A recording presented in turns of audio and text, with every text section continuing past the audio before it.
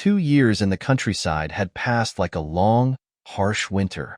But now, spring had finally arrived in the form of a coveted permit back to the city. Ethan felt a thrill course through him as the train rattled along the tracks, each clack bringing him closer to Eleanor. He pictured her face, the soft curve of her smile, and a warmth bloomed in his chest, chasing away the lingering chill of the rural life. After what felt like an eternity of bumpy travel, he finally reached the familiar gates of the Harrington estate, Eleanor's family home. His heart quickened. He could see her in the garden, bathed in the golden afternoon light, a book resting open in her lap. "Eleanor, I'm back," Ethan called out, his voice ringing with joy as he hurried towards her. But the warm embrace he'd envisioned never materialized. Instead, a sharp sting exploded across his cheek. He staggered back, his joyful anticipation shattering into fragments as he stared at Eleanor, her face contorted with fury. He was utterly bewildered. "How dare you show your face here?"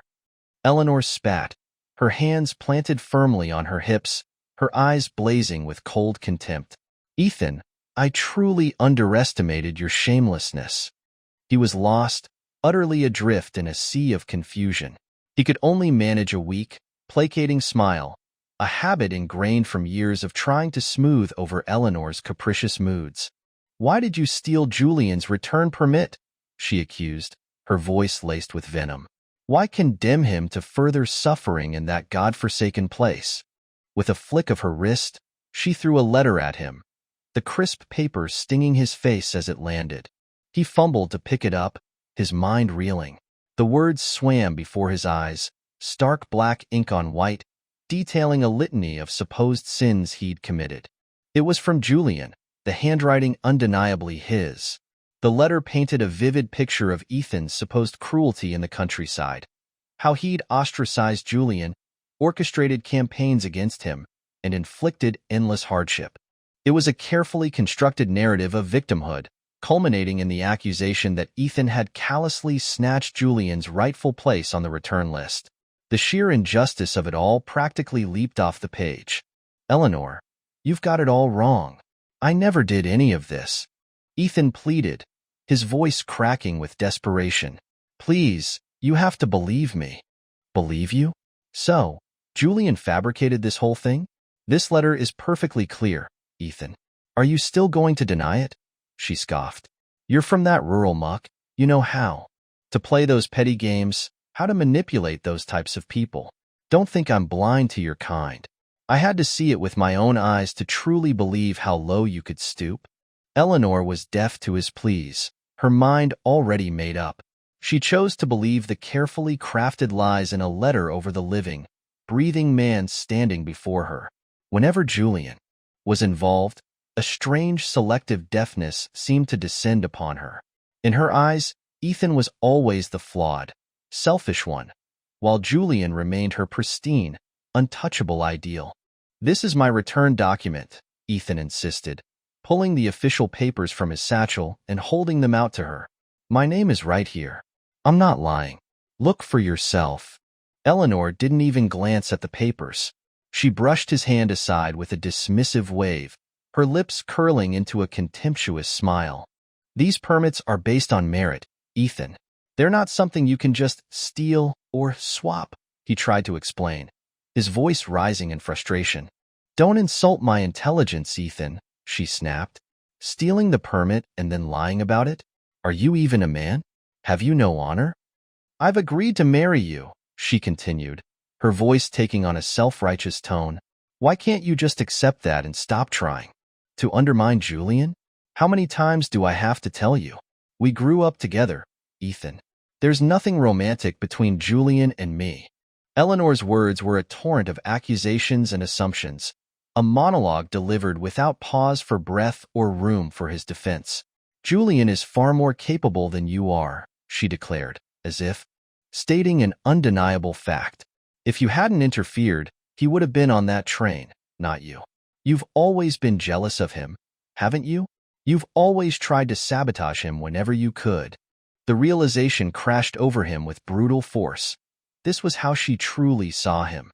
Not as her fiancé, not as someone she had pledged to spend her life with, but as a petty, vindictive obstacle in Julian's path. Memories of their shared past, the moments of tenderness and affection, flickered like dying embers. They had felt so real, so tangible. How had everything become so distorted, so poisoned? In that moment, Ethan understood with chilling clarity that nothing he could ever say or do would measure up to the idealized image of Julian in Eleanor's mind. A wave of weariness washed over him, eclipsing even the sting of her accusations. He wanted to argue, to defend himself, but the words caught in his throat, leaving only a bitter, metallic taste in his mouth. Mr. Harrington, alerted by the raised voices, emerged from the house. He surveyed the scene, his gaze settling on Ethan with a disappointed sigh. "Ethan," he began, his voice heavy with disapproval, "if it weren't for your father's memory, I would break off this engagement right now. You've deeply disappointed me. To stoop to such underhanded tactics." "Mr. Harrington, please, it's not me." Ethan's voice was tight with desperation, his throat aching with unshed tears. "I've known Julian since he was a boy. He wouldn't lie, not about something like this," Mr. Harrington said, shaking his head sadly. "But you come from the countryside. You've had a harder upbringing. Let's just say, some of the things that have happened over the years, well, you know what you've done." He trailed off, leaving the unspoken accusations hanging heavy in the air. "Exactly," Eleanor chimed in, her voice laced with disdain. "Julian is pure and good. Not like you, with your sneaky ways and underhanded methods. I regret ever agreeing to marry you. Just get out." She grabbed the book from her lap and hurled it at him. It struck him squarely on the chest, the force of the blow shattering the last vestiges of his pride. In this endless, lopsided contest with Julian, he always seemed to lose. At least now, the defeat didn't sting quite as sharply as it once did. It was just exhausting. His engagement to Eleanor had been arranged since childhood. His father and Mr. Harrington had been coal miners together. During a mine collapse, his father had sacrificed his leg to save Mr. Harrington's life. In gratitude, Mr. Harrington had promised their children would marry. Years later, when tragedy struck Ethan's family, leaving him orphaned and destitute, Mr. Harrington, now a successful businessman, had taken him in. Mr. Harrington had been kind to him then, treating him almost like a son. Eleanor, during their first awkward meeting, had blushed prettily. She declared they would be together forever, even playfully announcing her intention to have 3 children with him. As they grew closer, Ethan found himself charmed by Eleanor's spirited nature, even her occasional petulance. He'd indulged her whims, always putting her first. Their affection, he'd believed, was genuine and mutual. But everything had shifted when Julian returned from university. Julian, with his effortless charm and calculated manipulations, had subtly woven a narrative of Ethan's supposed animosity. Eleanor had slowly drifted away, her warmth replaced by suspicion and judgment. Even Mr. Harrington's once kind gaze had become clouded with doubt. Dejected, Ethan left the Harrington estate and reported to the local supply and marketing cooperative, his assigned workplace. He went through the motions of starting his new job, but his heart wasn't in it. A few days later, Julian appeared, his face radiating smug satisfaction. "Ethan, do you know how I managed to get back here?" Julian gloated, sauntering up to him. Ethan ignored him, focusing on sorting through invoices, determined not to engage. "Let me enlighten you," Julian persisted. "Eleanor pulled strings, called in favors all over town to get me back. Just goes to show, you don't have that kind of pull, do you?" Julian preened, his petty triumph evident in his smirk. "Why are you doing this, Julian? Why do you have to smear my name? What's the point?" Ethan finally snapped, his carefully controlled composure cracking. "Because all I have to do is say something, and Eleanor will believe it," Julian said, his voice dropping to a conspiratorial whisper. "Does the truth even matter? She believes me. She's your fiancée. So what? She's practically a cheap toy, ready to come running whenever I call." Julian's words, dripping with malice and contempt, ignited a cold fury in Ethan. He couldn't stomach Julian's smarmy arrogance, his blatant disrespect for Eleanor. Without thinking, he swung, his fist connecting hard with Julian's jaw. Julian stumbled back, clutching his face. But instead of anger, a sly smile spread across his lips. "You really think violence solves anything?" he taunted. "Just wait and see. One word from me, and you'll be out of a job." Julian's threat proved chillingly accurate. The very next day, Eleanor stormed into the cooperative, Julian trailing behind her, feigning concern. "Ethan Harrington, you utter disgrace." Eleanor's voice echoed through the office. Julian stood beside her, his face bruised and swollen. The result? Ethan suspected of Julian's own handiwork. "Eleanor, please, don't be rash," Julian murmured, playing the peacemaker with practiced ease. "You two are going to be married soon. Don't let someone insignificant like me come between you and your future." "Insignificant?" Eleanor bristled, her eyes flashing. "He laid a hand on you, Julian. That's not insignificant. Ethan Harrington, who do you think you are? I'll teach you a lesson you won't soon forget."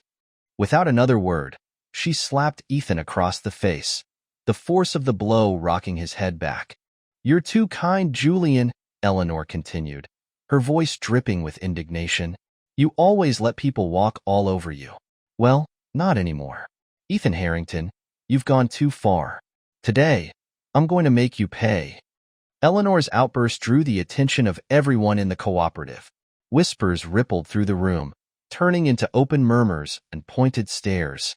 "So, it's true then," one colleague muttered, loud enough for Ethan to hear.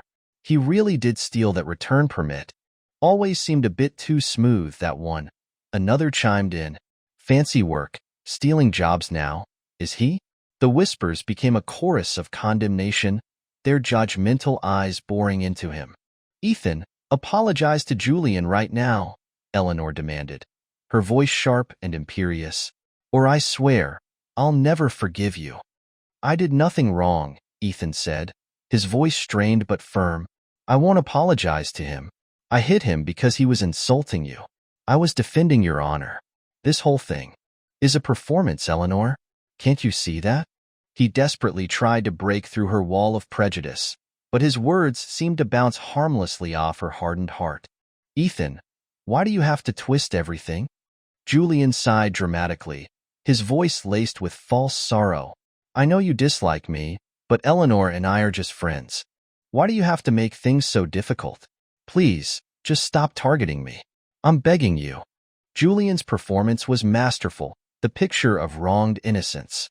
"Ethan, one last time," Eleanor warned, her voice dangerously low. "Apologize, or our engagement is over. Choose carefully." "I'm not lying and I won't apologize," Ethan repeated, his voice now colder, more resolute. "Eleanor, do you really think so little of me? Is this truly what you believe?" He looked at her, his eyes searching hers for a flicker of doubt, a hint of understanding. For a fleeting moment, he thought he saw a flicker of uncertainty in her gaze. Her lips parted slightly, as if she might speak, might question, but the moment passed. "And let's not forget what happened 2 years ago in the countryside," Julian interjected smoothly, seizing the opportunity. "Remember when Eleanor offered me a pastry and you pushed me into the river?" Eleanor saw it all. Was that a lie too? The memory of that incident, twisted and distorted over time, resurfaced. The day before their departure for the countryside, Julian had snatched a pastry Eleanor had offered Ethan, claiming it was an accident, a misunderstanding over who was to eat first. Then, with theatrical cries of, "I didn't mean to," and "Don't be so impulsive," Julian had deliberately plunged himself into the shallow river. Julian, knowing full well Eleanor couldn't swim, had ensured Eleanor would have to rescue him. Despite Ethan's frantic explanations, Eleanor had clung to the narrative of jealousy and malice, using the incident as constant proof of his flawed character. Even Mr. Harrington, once so supportive, had begun to shake his head in silent disapproval. "Ethan, apologize now," Eleanor repeated, her voice hard, her eyes unwavering. "I know exactly what kind of person you are. or you'll regret it. Julian's subtle manipulation had worked perfectly, pulling Eleanor back to his side, reinforcing her preconceived notions. A profound sense of defeat washed over Ethan. Years of compromise, of swallowing his pride, had led to this utter and complete rejection. What was the point of continuing to fight? I still haven't lied, Ethan said, his voice flat, devoid of emotion. And I won't apologize. He would no longer bend, no longer yield. His repeated concessions had earned him nothing but contempt. Why bother anymore? Fine. Then for the sake of your precious happiness, I'll take the blame for this beating, Julian declared with a flourish of faux magnanimity. Consider it done, and I wish you both all the happiness in the world. With a final, theatrical sigh, Julian turned and left, leaving Ethan to face the full force of Eleanor's wrath. Eleanor shot Ethan a look of pure venom and stormed out, following Julian. The next day, Ethan received a curt notice of termination from the cooperative. The official reason: unacceptable conduct and negative impact on the workplace. He accepted the dismissal with a weary resignation. Leaving the cooperative, he bumped into Eleanor again. She stood before him, her posture rigid, her expression imperious. "Ethan," she began, her voice cold and accusatory, "until you apologize, you'll never work in this city again. I swear it." "Do you even realize," she continued, her voice rising, "that Julian almost took his own life last night? He drank pesticide. Ethan, you're destroying him."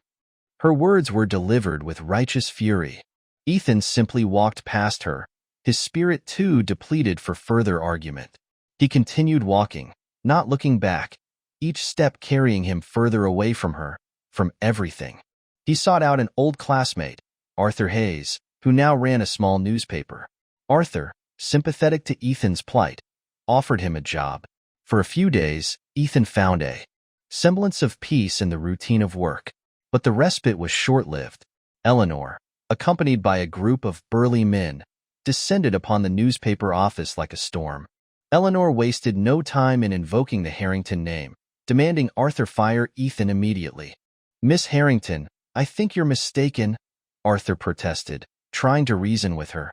"Ethan is not the person you believe him to be." Eleanor ignored Arthur's pleas and signaled to her men.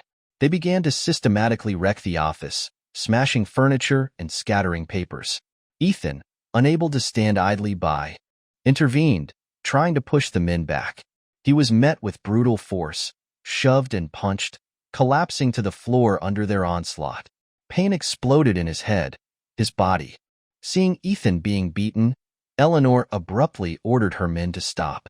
As Ethan lay on the floor, blood trickling from his ear, Eleanor's gaze softened for a fleeting moment. There was a flicker of something akin to concern in her eyes. She reached out a hand, as if to help him up, but hesitated, her hand hovering in the air before retracting. Ethan realized with a sickening lurch that his left ear was muffled, sounds dull and distant. Arthur frantically tried to staunch the bleeding. Just then, Julian arrived, a picture of manufactured distress. He feigned shock at the scene, a flicker of triumphant satisfaction quickly masked by a concerned frown. He rushed forward, pretending to help Ethan up. "Eleanor, what are you doing? You're supposed to be getting married. Don't let this misunderstanding ruin everything," Julian exclaimed, his voice dripping with false sincerity. "Married?" Eleanor asked, confused. "Yes, didn't you see the paper?" Julian pulled out a newspaper, brandishing it for all to see. The front page blared the headline, "Harrington heiress announces impending nuptials." Eleanor snatched the paper, her face paling as she scanned the article. Her anger flared anew, directed squarely at Ethan. "Ethan Harrington, you are truly despicable," she shrieked, throwing the newspaper in his face. "Did you think this would force me to marry you? You think I'd ever marry such a lowlife?" Before Ethan could respond, another sharp blow landed on his left ear. Eleanor had slapped him again, reopening the wound, sending a fresh wave of pain through his head. Blood welled up, hot and sticky. Eleanor, fueled by her rage, ordered her men to finish trashing the office. Then, Taking Julian's arm, she swept out, leaving Ethan and Arthur amidst the wreckage. Ethan could only offer Arthur a weary apology. Arthur, ever pragmatic, simply asked, "So, what's next for you?" Ethan knew, with a weary certainty, that he couldn't stay. He was done. His heart heavy, Ethan went to the Harrington estate one last time. He returned the betrothal gifts, a worn pocket watch that had belonged to his father, and in front of Mr. Harrington, burned the marriage contract to ashes. "Mr. Harrington," Ethan said, his voice flat, devoid of emotion, "consider our engagement broken. I will trouble you no further." "Very well," Mr. Harrington replied, a visible sigh of relief escaping his lips. "I can offer you a sum of money, enough to set you up for life." "No, thank you," Ethan refused, his gaze steady. "I'll make my own way." He turned and walked away from the Harrington estate, from his past, from Eleanor. As he rounded a street corner, he saw Julian being roughly handled by two men, their faces grim and menacing. They were clearly not friendly acquaintances. "Gentlemen, I assure you, I'll have the money soon," Julian pleaded, his voice laced with desperation. "You've been saying soon for months, Julian," one of the men growled, raising a fist threateningly. "Eleanor Harrington is loaded," Julian blurted out, his voice rising in panic. "She just broke off her engagement, and she's practically throwing herself at me. Once I marry her, I'll be swimming in cash." Ethan inadvertently stepped on a dry twig, the snap echoing in the sudden silence. All eyes turned towards him. Fear jolted through him. He turned to run. But before he could take more than a few steps, a heavy blow slammed into the back of his head. He crumpled to the ground, the world spinning violently. He struggled to sit up, a warm trickle running down the back of his head. Through blurred vision, he saw Julian standing over him, a heavy wooden club in his hand, his face contorted with malice. "Ethan, you know too much," Julian hissed, his teeth gritted. "You're a loose end." He raised the club again. "All of this for money?" Ethan gasped, clutching the back of his bleeding head, backing away slowly. "What else is there?" Julian sneered, raising the club for the final blow. "Dead men tell no tales, eh?" Just as Julian swung, the sharp click of high heels echoed on the pavement. Julian's face contorted with a sudden, desperate calculation. Instead of striking Ethan, he slammed his own forehead against the brick wall, drawing blood instantly. Then, with a sickening thud, he brought the club down hard on his own leg, twice, a strangled cry escaping his lips. He collapsed to the ground, writhing in apparent agony. Eleanor rushed around the corner, her face etched with horror at the scene before her. She knelt beside Julian, cradling him in her arms, tears streaming down her face. Ethan had never seen her look so distraught, so vulnerable. "Ethan, he tried to kill me," Julian gasped, his voice strained with pain. I don't understand why. What have I ever done to him?" "Guards! Help!" Eleanor screamed, summoning her bodyguards. They rushed forward, lifting Julian gently, carrying him towards Eleanor's waiting car. "If anything happens to Julian," Eleanor hissed at Ethan, her eyes burning with fury, "you will pay for this." She climbed into the car beside Julian, leaving Ethan alone on the street, blood still seeping from the back of his head. She never even noticed his own bleeding wound. At that moment, something inside Ethan finally broke. He no longer felt anger, no longer felt hurt, only a profound, bone-deep emptiness. He had reached the end of his rope. He cleaned his wound as best he could and went to see Arthur. He told him he was leaving, heading to the northwest, to a farm he'd heard about during his time in the countryside. He thanked Arthur for his kindness, for the job, for everything. "Take care of yourself, Ethan," Arthur said, his voice filled with genuine concern. He understood.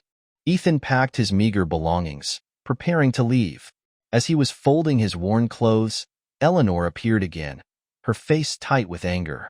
"Ethan Harrington, what do you think you're doing, breaking off our engagement?" she demanded, her voice sharp and accusing. "You're the one who plastered our wedding all over the newspapers," Ethan said wearily. "Now you're angry that I'm ending things?" You want everyone to laugh at you? Is that it? Grow up, Eleanor. Eleanor, predictably, ignored his reasoning. She grabbed his half-packed bag and ripped it open, scattering his clothes across the floor. No one breaks up with Eleanor Harrington, she declared, her voice petulant. Only I get to decide when this ends. I won't allow you to break off our engagement. Her spoiled, childish petulance, once faintly endearing, now just grated on his nerves. Then announce the broken engagement yourself. Save face, Ethan suggested, his voice flat. It's a win-win.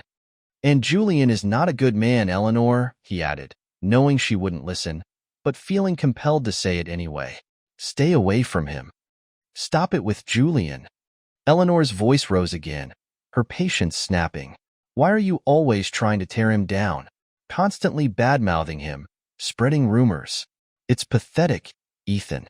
It's beneath you. Can't you act like a man for once? Eleanor remained unmoved, her expression hardening. It was clear his words were wasted on her. Ethan sighed inwardly, resignation settling deep within him. He continued packing his meager belongings, pointedly ignoring her presence. You assaulted Julian, Ethan. Eleanor's voice was sharp, laced with threat. Do you really think you can just walk away from that? If you don't, apologize to him. I will personally see you thrown in jail. See how far your precious face gets you then, in a prison cell in South City. Eleanor, seeing his continued silence as defiance, escalated her threats. It wasn't me who started it, Ethan said, his voice flat, his gaze fixed on the clothes he was folding, though I know you won't believe that either. Eleanor, please, let's not make a scene. A familiar, saccharine voice chimed in. Julian had followed Eleanor, appearing now in the doorway, his arms still in a sling, his face carefully arranged in a mask of wounded forbearance. Harmony is always the best path forward. But Ethan, I truly hope you'll reconsider your approach to conflict resolution in the future. Violence is never the answer. It only creates more problems than it solves. Wouldn't you agree? Julian continued, his words dripping with false wisdom and a thinly veiled air of superiority. Julian, you're far too forgiving, Eleanor scoffed, her protective instincts kicking in. That's why he takes advantage of you. He's nothing but a brute, a barbarian. As for this ridiculous broken engagement, we'll discuss that later. With a dismissive wave, Eleanor steered the limping Julian away, leaving Ethan standing amidst his scattered belongings. Later, she had said, but for Ethan, there was no later with Eleanor. Their story, for him, was unequivocally over. Once he was packed, Ethan shouldered his bag and boarded the train heading northwest. 3 long days later, he arrived at the Northwest Farm, the vast, open landscape. A stark contrast to the claustrophobic city he had left behind. Uncle Lou greeted him with open arms, his weathered face creased with a genuine, welcoming smile. Ethan, lad, I knew it the moment I first met you. You're a man of action, a man who gets things done. Uncle Lou boomed, clapping Ethan heartily on the back. Our farm needs young blood, someone with your education and drive. Welcome aboard. Uncle Lou introduced Ethan to the other farm workers, a community of warm, unpretentious people. Their genuine smiles and open acceptance were a balm to Ethan's wounded spirit. The weariness that had clung to him for so long began to dissipate in the fresh, clean air of the Northwest. Uncle Lou showed him to his simple but comfortable lodgings. The farm was sprawling, alive with activity, a vibrant tapestry of rural life. The absence of petty squabbles and backstabbing politics was a profound relief. Ethan felt a sense of peace settle over him, a quiet contentment he hadn't experienced in years. Uncle Lou then entrusted his daughter, Meow Meow, to show Ethan around the farm. Meow Meow, with her bright, intelligent eyes and easy smile, spent the afternoon guiding him through the fields and barns, explaining the workings of the farm. Uncle Lou had assigned Ethan to shepherding, a solitary but peaceful occupation. Ethan expressed his heartfelt gratitude for Uncle Lou's kindness, knowing he truly had nowhere else to go. He quickly adapted to the rhythm of farm life. The days were long and filled with physical labor, but there was a simple satisfaction in it. As he tended his flock, Ethan found time to read and study the vast, silent landscape, offering a perfect backdrop for contemplation. He started teaching the farm children to read, their eager faces and enthusiastic shouts of "Big Brother Ethan," filling a void he hadn't realized existed. There was only one lingering shadow in his newfound peace, the persistent dullness in his left ear. The world sounded slightly muffled, sounds often indistinct, a constant reminder of the violence he had endured. 3 months into his new life, Uncle Lou summoned Ethan to his home, a twinkle in his eye and an air of conspiratorial secrecy. "Ethan, my boy," Uncle Lou began, his voice low and confidential, "I've been watching you these past 3 months. You've worked hard. You've proven yourself to be a reliable, honest man. You've passed my test. We've had other young city folk come through here, full of grand ideas and fancy words," Uncle Lou continued, his gaze steady and appraising. "But they couldn't hack it, couldn't let go of their city airs, couldn't handle real work. You're different, Ethan. You stuck it out." Uncle Lou beamed, a genuine smile lighting up his face. Ethan was taken aback, a warmth spreading through him at Uncle Lou's unexpected praise. He hadn't anticipated any grand advancement, especially with his hearing impairment. Uncle Lou's acceptance had already been a profound gift. "From now on," Uncle Lou announced, clapping Ethan on the shoulder, "you'll be learning from Meow Meow. She'll teach you farm management, the ins and outs of running this place, keeping the books. I'm not getting any younger, Ethan. One day, I'll need to retire." "Uncle Lou, thank you," Ethan stammered, deeply touched by the trust and opportunity being offered to him. His voice caught, emotion thickening his throat. He couldn't remember the last time anyone had expressed such faith in him. Under Meow Meow's patient guidance, Ethan learned the intricacies of farm administration. He proved to be a quick and diligent learner, his meticulous nature perfectly suited to accounting. Once settled in his new role, Ethan wrote to Arthur, sharing news of his life in the Northwest, expressing his gratitude for Arthur's past help. A few days later, Arthur himself arrived at the farm, bursting with news and congratulations on Ethan's fresh start. "Ethan, you wouldn't believe the mess you left behind in South City," Arthur exclaimed, shaking his head in disbelief. "Eleanor Harrington has been driving everyone mad, searching for you." "It was me breaking off the engagement," Ethan said with a wry smile. "Her pride was wounded."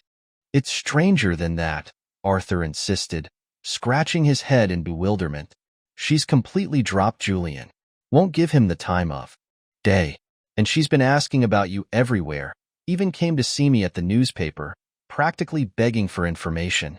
Sounded almost sincere. Arthur trailed off, still trying to make sense of Eleanor's erratic behavior. Ethan was baffled. Eleanor, who had so vehemently defended Julian, now dismissing him, and this sudden, frantic search for him? It made little sense. But, ultimately, it was irrelevant. His life was here now, in the quiet peace of the Northwest. He wouldn't allow himself to be distracted by the ghosts of the past. Meow Meow, ever the gracious host, welcomed Arthur warmly, declaring that Ethan's friends were her friends. "Ethan, this girl definitely has a soft spot for you," Arthur whispered conspiratorially, nudging Ethan with his elbow. "Nonsense, Arthur," Ethan chuckled, shaking his head. "This is just their way here. Everyone is warm and welcoming." "You'll see," Arthur winked knowingly. "If I'm right, you owe me 3 bottles of ergo. Arthur's teasing was light-hearted, but Ethan couldn't deny the gentle warmth that had begun to blossom between him and Meow Meow. He was grateful for Meow Meow's quiet kindness. She was always mindful of his hearing, patiently positioning herself on his right side when speaking, her voice soft and clear. She never scolded him for mistakes, simply offering a gentle smile and the reassurance that everyone started somewhere. Arthur stayed for a few days, enthusiastically documenting farm life, snapping photos of everything and everyone. One particular shot of Ethan and Meow Meow standing side by side against a backdrop of golden wheat fields drew Arthur's enthusiastic approval.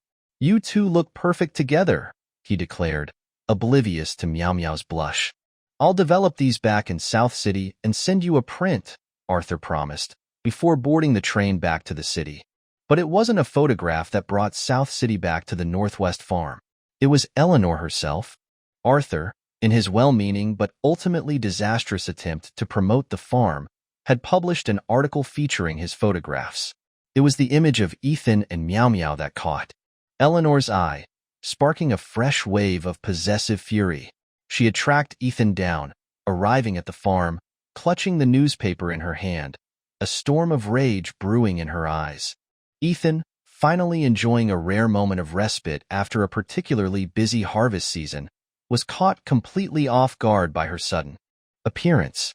Eleanor stormed towards him, the newspaper shaking in her hand, her voice a piercing shriek that shattered the peaceful farm air. "Who is this woman in the picture?" Eleanor screeched, her voice echoing across the farmyard, drawing curious glances from all directions. "Ethan Harrington, you despicable cheat, dallying with another woman behind my back. Shameless. Where is she? Bring out this little hussy." Eleanor's dramatic outburst drew a crowd of onlookers, farm workers pausing in their tasks, their faces a mixture of curiosity and concern. "Never heard tell of young Mr. Harrington having a wife," one farmhand murmured to another. "What's all this about?" "I'll drag that Jezebel out myself," Eleanor declared, scanning the newspaper photo, as if Meow Meow would magically materialize from the printed image. "Seducing another woman's fiancé." "Eleanor, we are no longer engaged," Ethan interrupted, his voice firm, trying to cut through her theatrical rant. "We have no relationship. Stop this nonsense." "Who said anything about broken engagements?" Eleanor retorted, her voice rising to a hysterical pitch. "I certainly didn't agree to it. You can't just unilaterally decide to leave me." Her ingrained arrogance was on full display, impervious to reason. "So, Mr. Harrington has a wife already, and he's been courting Miss Lou?" a farm worker whispered, confusion rippling through the crowd. "That's not right, is it? Taking advantage of Miss Lou's good nature. He's a two-timer, abandoning his poor fiancée in South City, then running off here to play Romeo." Eleanor amplified her accusations, skillfully twisting the narrative to paint herself as the wronged party. Meow Meow, hearing the commotion, emerged from the farmhouse. The moment Eleanor saw her, she lunged, a whirlwind of fury unleashed. She grabbed Meow Meow, her nails raking across Meow Meow's face, screaming accusations of seduction and husband-stealing. Meow Meow, caught completely off guard, stumbled back, unable to react in time. Sharp lines of blood welled up on her cheek, pain etched on her face. Ethan reacted instantly, pulling Eleanor away from Meow Meow, his anger finally erupting. Meow Meow stood trembling, tears streaming down her bloodied face. "Are you insane?" Ethan roared at Eleanor, shielding Meow Meow protectively behind him. "We are finished, Eleanor. Get it through your head. Who I am with now is none of your concern. We were betrothed since childhood. You can't just throw that away for some farm girl." Eleanor sputtered, still struggling against Ethan's grip. "So, it's acceptable for you to openly flirt with Julian, but not for me to simply exist near another woman?" Ethan retorted, his voice laced with bitter sarcasm, finally exposing the hypocrisy that had always underpinned their relationship. "Julian and I are just friends," Eleanor insisted, stubbornly clinging to her denial, even in the face of overwhelming evidence to the contrary. "Do you even believe that yourself?" Ethan scoffed, incredulous at her unwavering self-deception. "I don't care. As long as I haven't said it's over, it's not over. And it's all this hussy's fault. She's bewitched you." Eleanor's composure completely fractured, devolving into a spoiled tantrum. She lunged again towards Meow Meow, her hands clawing the air. Ethan, his patience finally exhausted, pushed Eleanor firmly away, creating distance between her and Meow Meow. "Miss Gu, with all due respect," Meow Meow spoke up, her voice trembling but resolute. "Mr. Harrington has made it clear he's not interested in you. Have some dignity, please. Stop embarrassing yourself." And even if we were together, it's none of your business. You cheap strumpet. Eleanor shrieked, her face contorted with rage, lunging at Meow Meow again, her hands raised to strike. Ethan, his protective instincts blazing, stepped directly in front of Meow Meow, shielding her once more. Eleanor's flailing hand connected with his left ear, the force of the blow sending a jolt of agony through his head. Fresh blood erupted from the old wound, splattering onto his clothes, onto the ground. Panic rippled through the crowd. Farmhands rushed forward, their faces etched with alarm, scrambling to help. Ethan, reeling from the pain, swayed on his feet. He was rushed towards the farm's small medical clinic, a trail of blood marking his path. Agony pulsed in his head, a throbbing, relentless pain. His shirt was soaked crimson, blood dripping onto the floor. "Sigh, I'm afraid your ear is permanently damaged now, Mr. Harrington," the farm doctor said, his voice laced with regret as he examined the wound. He sighed again, shaking his head, and began preparing medication. "You knew his ear was injured, and you still did that?" Meow Meow's voice, tight with fury, lashed out at Eleanor. "If she hadn't jumped in front of me, I wouldn't have hit him," Eleanor retorted, refusing to take responsibility, her voice shrill and defensive. "It's all her fault." The escalating argument, their voices sharp and accusatory, only intensified the throbbing in Ethan's head. He groaned in pain, a low moan escaping his lips. The doctor intervened, sternly ordering both women to be silent. Once his ear was bandaged and the bleeding somewhat controlled, Eleanor tentatively approached him, her bravado momentarily faltering. She asked, in a quieter voice, if they could speak privately. Ethan, weary and wanting nothing more than to be rid of her, reluctantly agreed, asking Meow Meow to leave them alone. He just wanted to end this, once and for all. "Ethan," Eleanor began, her voice subdued, almost hesitant. I was wrong. About everything. I've investigated everything. The return permit, it was yours rightfully. You didn't steal Julian's. I was wrong to believe Julian, to listen to his lies." "Julian," she continued, her voice tinged with bitterness. "He's a gambler, Ethan. He was only after my family's money.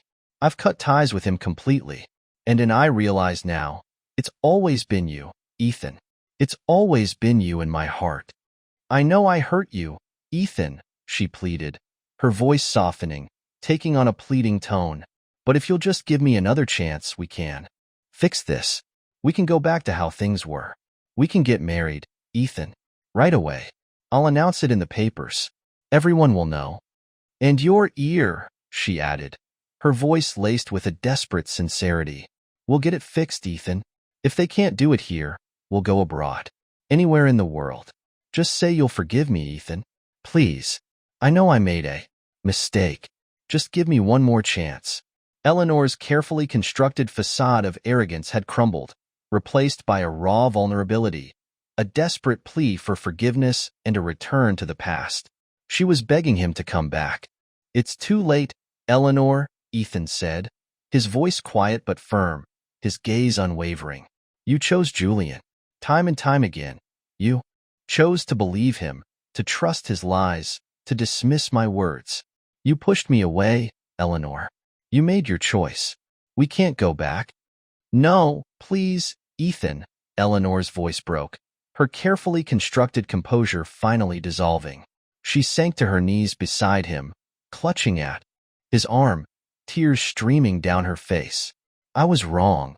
I see that now. Just forgive me." She was pleading now, her tears soaking through his shirt. "It was all Julian's manipulation, Ethan. He set traps for me. For you. You used to be so understanding, so forgiving of my flaws. Remember? We were supposed to get married, Ethan. We were going to have 3 children. Have you forgotten all of that?" Eleanor's voice rose to a desperate wail, clinging to the memory of a future they had once envisioned, a future she had so carelessly thrown away. But the memory of that future, once so bright and promising, now felt distant, faded, irrevocably tainted by betrayal and pain. Ethan gently but firmly disengaged her grasp, drawing back, creating space between them. There was no going back. Some bridges, once burned, could never be rebuilt. No one can be understanding forever, Eleanor, Ethan said, his voice soft but resolute. I was patient because I loved you, but you've pushed me too far, Eleanor. You've disappointed me too deeply. It's over. Just let it go. He turned away, leaving her kneeling there, her cries echoing in the small clinic room. He wouldn't look back. But Eleanor was not easily deterred. She became a fixture at the farm, a persistent, unwelcome presence. She took up residence in the small town nearby, driving out to the farm each day, a whirlwind of apologies, promises, and extravagant gifts. She showered the farm workers with trinkets and sweets, attempting to win them over, all in a desperate campaign to regain Ethan's favor. She clung to him constantly, a shadow at his heels, preventing Meow Meow from getting near him. Ethan's just upset with me right now, Eleanor would confide to anyone who would listen, her voice brimming with false confidence. But I know him. He's got a kind heart. He'll forgive me. It's just a matter of time. Give it up, Miss Goo, Meow Meow finally snapped one day, confronting Eleanor in the farmyard. He doesn't want you. Can't you see that? You're embarrassing yourself. You think you can steal him away from me, you little farm girl? Eleanor sneered, her arrogance resurfacing. He's mine. He just doesn't realize it yet. He's just having a little sulk. He'll come crawling back. He always does. Later that day, as Ethan walked past the back courtyard, he overheard Eleanor cornering Meow Meow again, her voice dripping with condescension and thinly veiled threats. Listen, you. Eleanor's voice was sharp and imperious. Ethan and I are practically married. You're just a farmhand. Don't even think about trying to get between us. It won't end well for you. Miss Goo, I assure you, my relationship with Mr. Harrington is purely professional, Meow Meow replied, her voice weary but composed. We work together. Your presence here is disrupting farm operations. I could have you removed from the property, you know. This is the Northwest, not South City. Your family name means nothing here.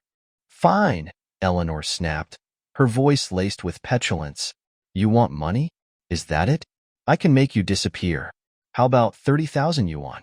Enough to last you a lifetime? Just vanish. Leave Ethan and me alone. Name your price. Eleanor's audacious offer, her attempt to simply buy Meow Meow out of the picture, was both insulting and absurd. Ethan, his patience finally snapping, stepped forward, his expression cold and resolute. Eleanor, he said, his voice low and dangerous, I'm asking you, for the last time, to stop harassing Meow Meow and disrupting our work. Leave. Now, or I will have you removed. I'm not playing games anymore. But Ethan, why won't you understand? Eleanor wailed, her voice rising again, her tears welling up. It was all Julian's fault. I swear. Why can't you just forgive me? You know I'll never find anyone who will treat me as well as you did. Don't you realize what I've gone through to find you? She continued, her voice cracking with self-pity. I've begged, I've pleaded, I've humiliated myself. Everyone in South City is laughing at me. Don't you care at all? Eleanor's dramatic outburst, her self-absorbed lamentations, only intensified the throbbing in Ethan's damaged ear. He sighed, a weary exhalation of utter exasperation. It's your own doing, Eleanor. And please, leave Meow Meow out of this. She's done nothing wrong. She's trying to steal you from me. Eleanor shrieked, her eyes wild, her grip on reality seemingly slipping. I won't let her. You're mine, Ethan. If I can't have you, no one can. Eleanor's laughter echoed, a chilling, manic sound. That's enough, Eleanor, Ethan said, his voice flat, devoid of emotion. I'm calling the authorities. His patience had finally shattered. He was done. Ethan, how can you say that? You used to protect me. You always took care of me. Eleanor's voice was laced with disbelief, her eyes wide with wounded indignation. Ethan turned to leave, taking Meow Meow's arm, leading her away from Eleanor's increasingly erratic behavior. But Eleanor, in a final, desperate attempt to control him, blocked their path. "Fine," she spat, her voice suddenly cold and calculating. "If you want to leave, fine. But first, you'll pay for everything. Every penny my family has spent on you over the years. The food, the lodging, everything. Settle your debts, Ethan. Then you can go." Eleanor's final gambit was a low blow, a calculated attempt to exploit his sense of obligation, his ingrained belief that he owed her family everything. She knew it was his weakness. For years, he had felt indebted to the Harringtons, grateful for their rescue, for their support. He had always tried to repay their kindness, to earn his place in their world. But Eleanor's words, her cold, transactional demand, stripped away any lingering sense of obligation. It was a stark reminder of how she truly saw him, not as a person, but as a possession, a debt to be collected. "And what about my ear, Eleanor?" Ethan asked, his voice low, dangerous. "What price do you put on my hearing? What about my father's leg? He sacrificed it to save your father's life. What's the price of that, Eleanor?" He met her gaze, his eyes cold, unwavering. Eleanor's bravado crumbled. She stared at him, her face contorted with a mixture of shock and dawning realization. For the first time, she seemed to truly see the depth of the pain she had inflicted, the extent of her cruelty. A sob escaped her lips. I'm sorry," she whispered, her voice choked with tears. Then, abruptly, she turned and fled, disappearing as quickly as she had arrived. After that day, Eleanor vanished. She stopped coming to the farm, her persistent presence finally lifted. Only occasionally, letters would arrive, addressed to Ethan, along with packages filled with expensive clothes, luxury goods, and gourmet food. Ethan never opened the letters, never touched the gifts. He simply stored them away in a dusty storeroom, unopened, untouched, relics of a past he had left behind. Without Eleanor's disruptive presence, life at the farm settled into a peaceful rhythm. Ethan immersed himself in his work, finding satisfaction in managing the farm's accounts, in watching the community thrive. He found joy in the simple pleasures of rural life, in the camaraderie of his fellow farm workers, in the quiet beauty of the vast Northwest landscape. He had found trust, respect, and a sense of belonging, things that had been absent from his life for far too long. He formally apologized to Meow Meow for the trouble Eleanor had caused, for the awkward position he had inadvertently placed her in. Meow Meow brushed it aside with a gentle smile. "Don't worry about it, Ethan," she said, her eyes warm and understanding. "Everyone has a past. What matters is how you move forward." Her words were a balm to his soul, a gentle affirmation of his new beginning. Arthur, contrite and apologetic, returned to the farm. He felt responsible for Eleanor's reappearance, for the chaos his newspaper article had unleashed. "I'm so sorry, Ethan," Arthur said, his face etched with remorse. "I never meant to cause you so much trouble. I had no idea Eleanor would react like that." "It's all right, Arthur," Ethan reassured him, offering a genuine smile. "It's over now. It's all done with." He truly meant it. He had finally found closure. "Well," Arthur said, brightening slightly, "I did hear some news about Eleanor, back in South City. Apparently, she's thrown herself headfirst into the family business. No more talk of you, no more chasing after Julian. Maybe she's finally trying to move on." "And Julian," Arthur continued, his voice taking on a tone of grim satisfaction, "he's in a real mess now. Gambling debts piling up, creditors chasing him everywhere. Apparently, he went crawling back to Eleanor, begging for help. She tore him to shreds, Ethan. Told him it was all his fault, that he ruined everything. Had her guards throw him out on his ear." Arthur chuckled, a sound of vindication. "Karma's a funny thing, isn't it?" Ethan smiled, a genuine, unburdened smile. "None of it matters anymore, Arthur," he said, his gaze sweeping across the peaceful landscape. "It's all in the past." He had truly let go. Arthur, relieved to see Ethan finally at peace, stayed for a few more days, finalizing their business arrangements for promoting the farm's produce in South City. Then, with a hearty farewell, he returned to the city, leaving Ethan to his quiet life in the Northwest. Life on the farm settled into a comfortable routine. Meow Meow continued to be a constant source of quiet support, cooking his meals, mending his clothes, her gentle presence a warm, reassuring constant in his life. The farm community, sensing a connection between them, subtly encouraged a closer relationship, Uncle Lou beaming with approval whenever Ethan and Meow Meow were together. Ethan found himself drawn to Meow Meow's quiet strength, her unwavering kindness, her gentle spirit. He realized, with a growing certainty, that his heart was beginning to open again, to heal, to love. But fear held him back, a hesitation born from past hurts, a reluctance to risk vulnerability again. Meow Meow, perceptive and patient, never pressured him, simply continuing to offer her quiet affection, her unwavering support. One day, a letter arrived from Arthur, its contents sending a jolt of cold dread through Ethan. The Goo family, Arthur wrote, had been struck by tragedy. Mr. Harrington was dead, and Eleanor had been horribly burned in a fire, her face unrecognizable, clinging to life, desperately asking to see him, her last wish to speak. To Ethan one last time, Arthur urged him to go back, to offer some measure of comfort, of closure. Words on a page, inadequate to convey the full weight of the tragedy, the desperate plea. Ethan's heart twisted with a sudden, unexpected pang of sorrow. Despite everything, despite the pain, the betrayal, there had once been a bond, a shared history. He couldn't ignore Eleanor's dying wish. He knew he had to go back.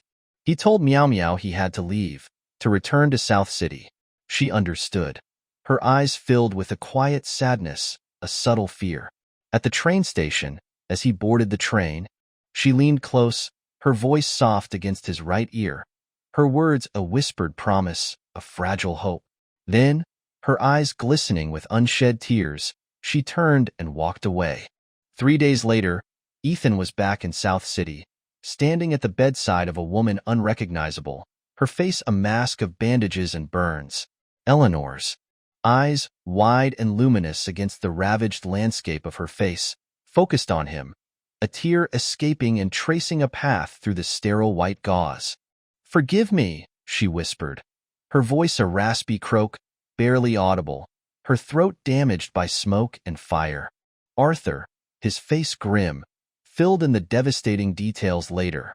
Julian, desperate and broke, had returned to the Harrington estate, demanding money from Mr. Harrington. Mr. Harrington, finally seeing Julian for who he truly was, refused. Enraged and desperate, Julian had snapped. In a fit of blind fury, he had grabbed a kitchen knife and brutally murdered Mr. Harrington, stealing what valuables he could find before setting fire to the house, hoping to cover his tracks.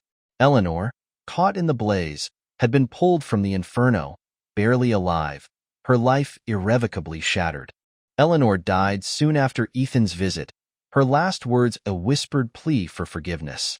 Haunted by the tragedy, by the weight of their shared past, Ethan arranged for a proper burial for both Eleanor and her father, a final act of respect, of closure. Julian, hunted by creditors and the police, his life spiraling out of control, was found dead a few days later, hanging from a tree in the city outskirts, his desperate gamble for wealth and power ending in utter ruin. With the South City tragedy resolved, with the ghosts of his past finally laid to rest, Ethan boarded the train back to the Northwest. 3 days later, he was home. Having faced the darkness of his past, having witnessed the fragility of life, Ethan knew he couldn't afford to hesitate any longer. He found Meow Meow in the fields, her face lighting up as she saw him approach. He walked towards her, his heart finally free, finally open. "Meow Meow," he said, his voice clear and strong. "I heard what you said at the station, whether you come back or not. I love you, Meow Meow. And now I'm back. And I'm here to stay." He smiled, a smile that reached his eyes, a smile of hope, of love, of a future finally within reach. Meow Meow smiled back, her eyes shining with tears of joy, and walked towards him, into his arms, into the promise of a new life, a life built on trust, on kindness, on love, under the vast, open sky of the Northwest.